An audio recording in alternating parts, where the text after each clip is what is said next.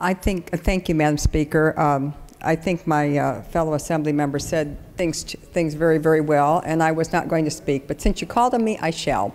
And let me just say that we were not part of any of the solution here. We were called into conference committee. Suggestions were made. Suggestions were denied.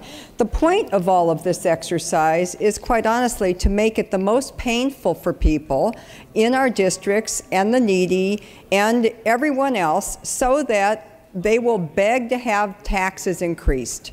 And as I've stated, we will be, after realignment and shoving things down on our counties, we will be increasing state spending by 31% over the next 3 years.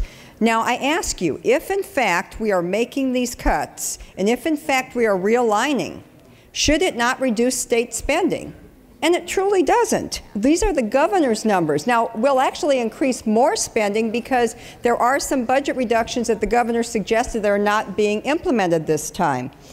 The budget's intent is to dump state mandates and responsibilities on the locals and making some of the temporary taxes of 2009 permanent. And if the locals run out of money because the state keeps assigning more mandates and sending their needy down for local services without appropriate financing, we can then offer the locals the opportunity to tax themselves easier while we continue to grow at the state.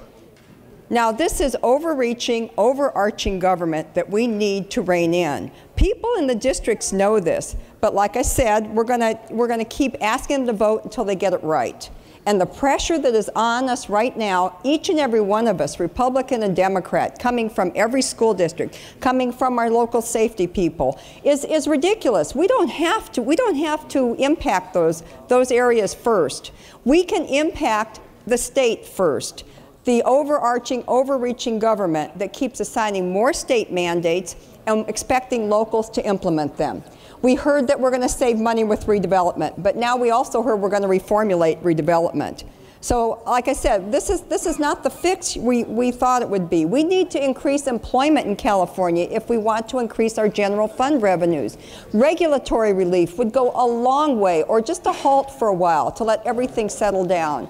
There are a lot of things we can do in the taxation area that might help. We have a lot of suggestions. I had suggestions that are simple balance sheet solutions that every company makes and that all of our local communities have made. None of those have been implemented. There are easier ways to reduce state spending, but if we take the real moves, unfortunately, we won't be able to convince people that they need to pay the state more money in taxation. And so that's really what all of this is about, and I apologize. I know you're all making really difficult budget cuts, but I don't think you comprehend, apparently, what the real game plan is. We have other ways to reduce spending. I would love to work with you, both sides of the aisle. I have volunteered, and I will continue to volunteer. I have for the last 2 years. I will continue to bring solutions forward.